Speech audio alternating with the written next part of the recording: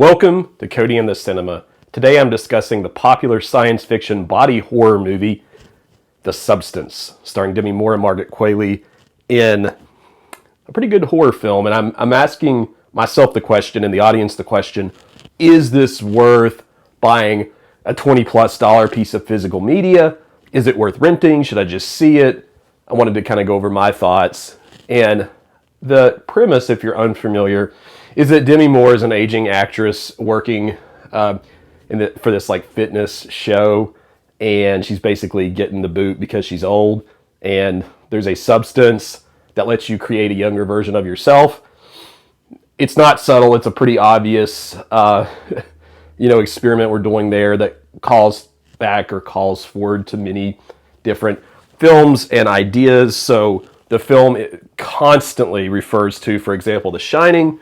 Sometimes it does so in a clever, fun way, especially with some of the scenes in the bathroom. Sometimes I think it's a little too into The Shining, and it kind of almost like copycats it a little bit with certain scenes.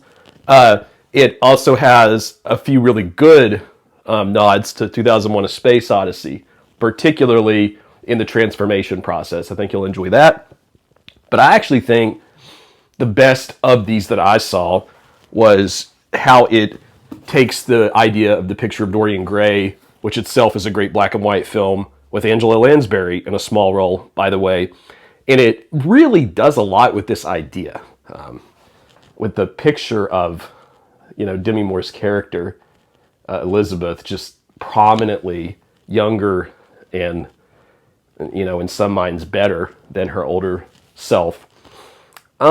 I have a lot of really mixed thoughts about The Substance, and I wanted to film this review of it and see it after some of the kind of hype went away surrounding the movie in the theaters, and I'll explain why. I have found that any movie that's competent nowadays in theaters is getting it's just tremendous buzz and hype, and this is a competent, well-made horror movie.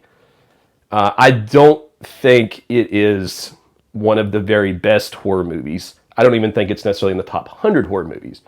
And so for that reason, I'm mostly recommending that you either rent it or that you find it for free streaming, but you absolutely should see it, okay? Things that I really liked about the film, the use of color and space and angles, all that's really good, and I think that's probably part of what a lot of people are actually drawn to without realizing it.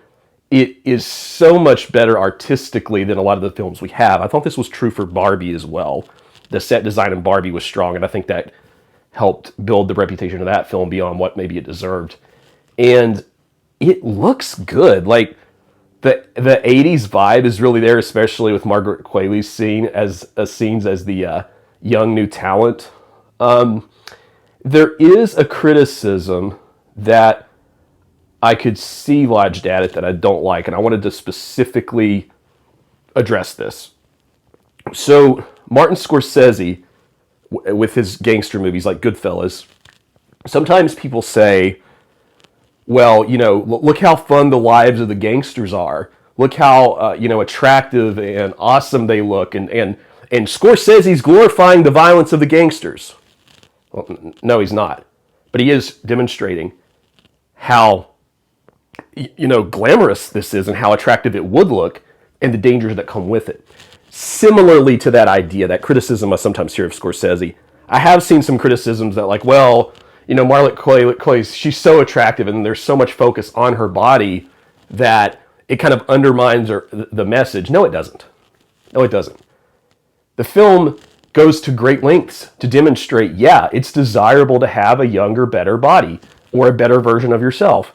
But ultimately, it doesn't work out to just try to shortcut or not just appreciate who you are.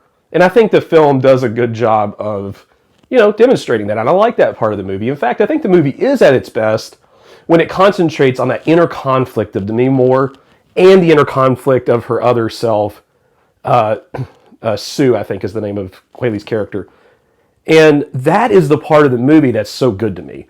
That struggle between those two identities, there's certain things about it that I don't want to spoil other than to say that that part of the movie, that center part, is really special when that's happening, and you can kind of see the motivations of both sides of the coin there.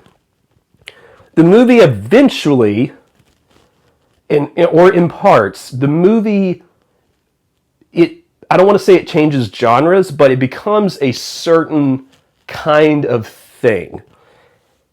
Fans of body horror movies, if you buy Vinegar Syndrome, Arrow stuff a lot, and you enjoy body horror a good bit, I think this is a must-have for you if that is your taste. I am a little less into that a lot of the time, so for me, it just doesn't land the same way. But if I said to you, okay, body horror is like a top 5 genre for me, if that were the case, this would be a film I would want to buy as soon as it came out. I would want to pre-order it. If it came with any good special editions, I would want that. Like, the body horror element in this, I'm going to throw this out there, and someone's going to hate me for this, but The Thing, that body horror movie, I think there are scenes of this that rival that. And that's one of the best body horror films we ever had. I do not think that the substance is as good of a movie as The Thing, but I think certain visual sequences rival it in terms of how cool they look. I've read a few reviews where people talk about this thing patting itself on the back a little bit toward the end, and I think I agree with that. Like, it definitely likes how it kind of ties together some of its loose ends, although it doesn't do that with all of them, which I appreciated. It leaves some things up to mystery. But, like I said, like some of these references, allusions, sometimes these get a little out of control and they're a little bit distracting. Not a great criticism, but I will be honest with you, like when you're giving so many nods to 2 of Stanley Kubrick's best movies, no matter how good your movie is, you're not going to be Stanley Kubrick most likely, and so it kind of makes the viewer just want to watch one of these 2 movies. And in the last 20 minutes, I really found myself wanting to watch one of these 2 because it